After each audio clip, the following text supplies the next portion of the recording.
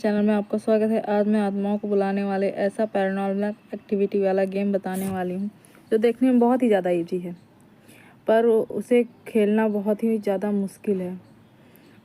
उस गेम का नाम मैं आपको बताऊंगी, पर आप पहले गेस कीजिए कि उस गेम का नाम क्या हो सकता है।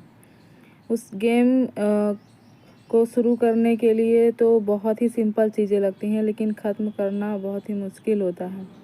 उस गेम से आपके आसपास जितनी भी बुरी आत्माएं, अच्छी आत्माएं सभी आकर्षित हो जाती है। उस गेम का नाम है उइजा बोर्ड। उइजा बोर्ड ये एक ऐसा गेम है जो देखने में बहुत इजी है, पर उसे करना बहुत मुश्किल है। इस गेम को शुरू करने के लिए पहले आपको रात का इंतज़ार करना पड़ेगा और अपने पूरे घर में अंधेरा करना पड़ेगा। फिर आपको 4 लोगों के साथ एक रूम में बैठकर उसके चारों ओर, उइजा बोर्ड के चारों तरफ एक एक मोमबत्ती जलानी होगी। ध्यान रहे पूरे घर में अंधेरा होना चाहिए। खिड़की दरवाजे सभी बंद कर दीजिए और फिर चित्र में जैसे दिखाया गया है उसी तरह अपने सभी फ्रेंडों के हाथ उस बोर्ड पे रखवा दीजिए। उस बोर्ड पे जो भी गोटी होगी उस पर रखवा दीजिए और आंख बंद करके बोलिए कि क्या हमारे पास कोई आत्मा है, क्या हम आप कोई आत्मा से बात कर सकते हैं। ऐसा 3 बार बोलिए। 3 बार बोलने के बाद अगर आसपास का माहौल चेंज होने लगे या फिर ठंडक बढ़ने लगे तो समझ जाइए कि आपके आसपास कोई आत्मा है।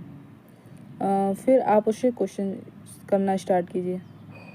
अगर वो आपको रिप्लाई देती है तो इसका मतलब आपके पास कोई ना कोई आत्मा ज़रूर है। फिर आप उससे कोई भी क्वेश्चन कीजिए, आपको आंसर देगी। ध्यान रहे उस आत्मा अगर अच्छी हुई तो आपको आंसर ज़रूर देगी, लेकिन अगर बुरी आत्मा हुई तो आपकी जान लेकर छोड़ेगी। जान लिए बिना नहीं छोड़ सकती।